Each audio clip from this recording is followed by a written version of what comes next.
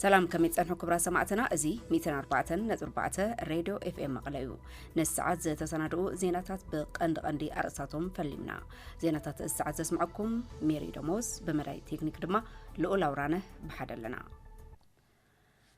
ناب زرزروم كنحلف وحس ጸጥታን ድሕነትን ምፍጣር ኣብ ህዝባውን ሃይማኖታውን በዓላትና ጥራሕ ዘይኮነስ ኩሉ ግዜ ከም ቀዳማይ ሎኽካ ወሲድካ ብዕቱብ ክስራሕ ከም ዘሎ ፕሬዝዳንት ጊዜያዊ ምምሕዳር ትግራይ ጀነራል ታደሰ ወረደ ገሊጾም።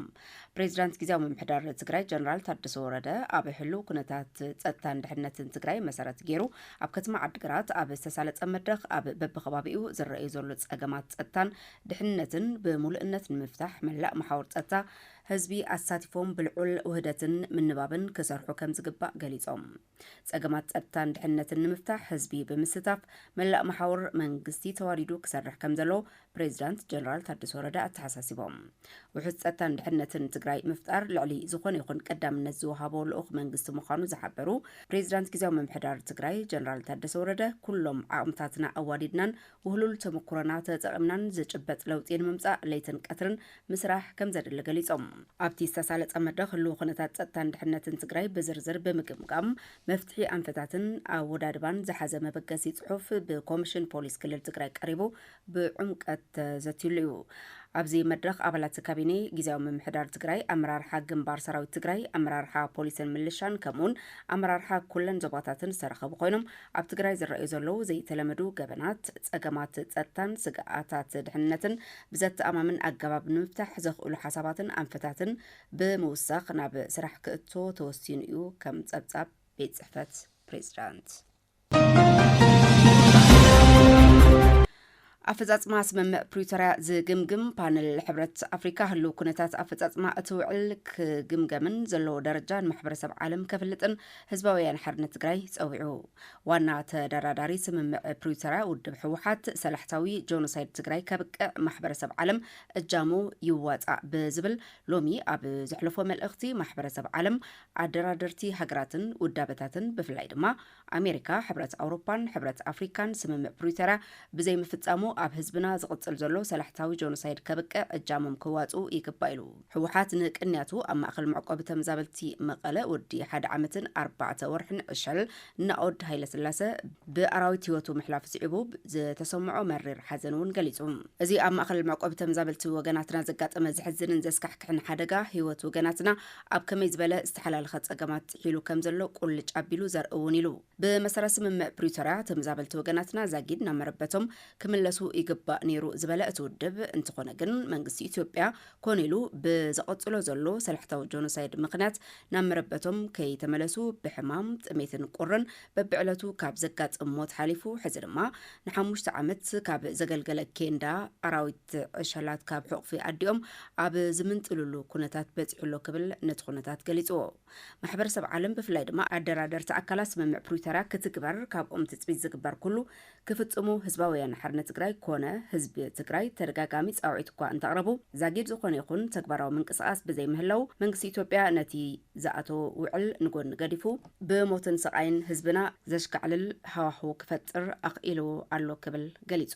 መንግስቲ ኢትዮጵያ ብዝኣተወ ውዕል መሰረት ወረርቲ ሓይልታትን ኣባይቲ ተመዛበልቲ ወገናትና ዝሓዙ ሰፈርትን ካብ ሕገ መንግስታዊ መሬት ትግራይ ክወፅእ እናተገብኦ ዛጊድ ከውፃእ ይኽኣልን ዝበለ ውድብ ሕወሓት ይትረፍ ተመዛባላይ ህዝብና ናብ መረበቱ ክመለስ ዘኽእል ውሕስ ኩነታት ክፈጥር ነቲ ኣብ ትሕቲ ወረርቲ ዘሎ ህዝብና እውን ዕጡቃት ብምውዳብን ብምስልጣንን ብመንነቱ ክቕተል ክጭወን ክሳቐን ኣብ ምግባር ተጸቢዱ ይርከብ ክብል ሓቢሩ። ሕወሓት ኣብ መልእኽቱ ማሕበረሰብ ዓለም ኣደራደርቲ ሃገራትን ውዳበታትን ብፍላይ ድማ ኣሜሪካ፣ ሕብረት ኣውሮፓን ሕብረት ኣፍሪካን ስምምዕ ፕሪቶርያ ብዘይ ምፍጻሙ ኣብ ህዝብና ዝቕጽል ዘሎ ሰላሕታዊ ጆኖሳይድ ከብቅዕ እጃሞም ክዋጽኡ ይግባእ ኢሉ። ካብዚ ብተወሳኺ ኣፈጻጽማ ስምምዕ ፕሪቶርያ ዝግምግም ፓነል ሕብረት ኣፍሪካ እውን ንተደጋጋሚ ጻውዒት ውድብና ሕወሓት ኣዎንታዊ ምላሽ ብምሃብ ህልው ኩነታት ኣፈጻጽማ እቲ ውዕል ክግምግምን ዘለዎ ደረጃን ማሕበረሰብ ዓለም ከፍልጥን ይግባእ ክብል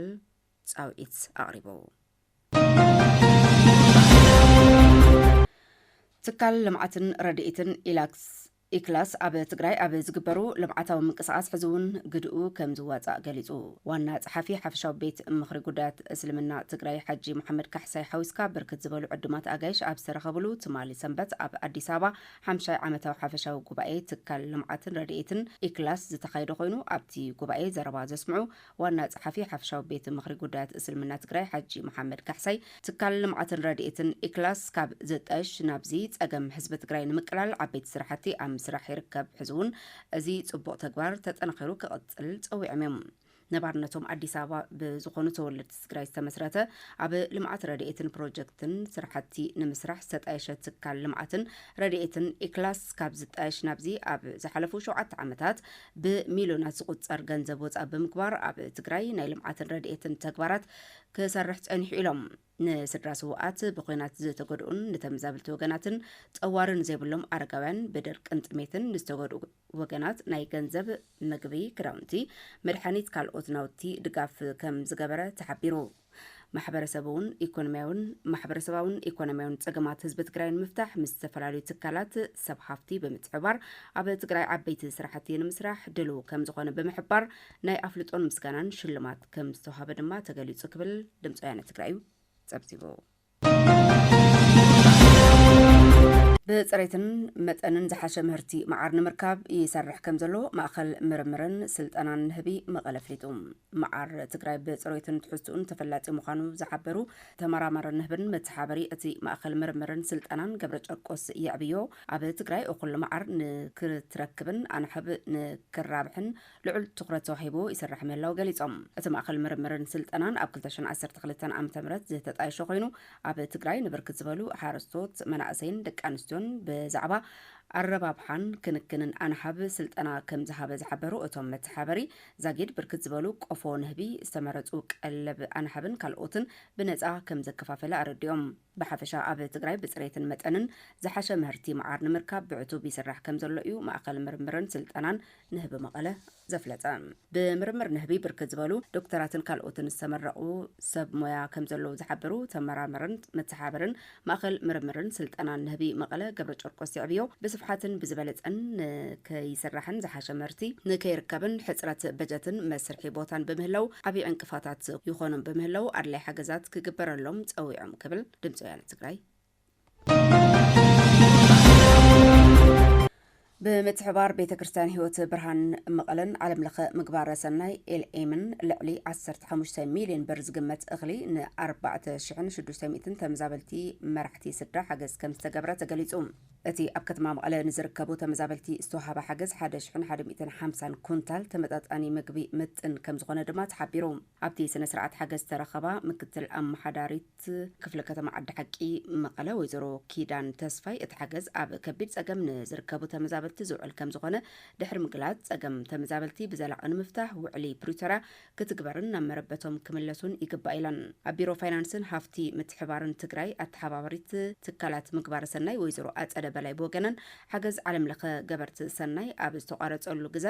ዓለም ለኸ ምግባረ ሰናይ ኤልኤም ሓገዝ ምግባሩ ድሕሪ ምግላጸን ክሳብ ሕዚ ኣብ ጸገም ዘለዉ ተመዛበልቲ ዘለውሉ ብርኪ ጸገምን ደረጃ ጥቕዓትን ብምርኣይ ሓገዝ ክረኽቡ ይግባእ ኢለን እቲ ሓገዝ ኣብ ባይታ ዘሎ ጸገም መሰረት ዝገበረ ክኸውን ይግባእ ዝበላ ወይዘሮ ኣጸደ ቁፅሪ ተመዛበልቲ ይወስኻሎ መናእሰይ ዕድል ልቓሕን ስራሕን ብምስኣኖም ንዘይሕጋዊ ስደት ይሳጥሑ ከም ዘለዉ ገሊፀን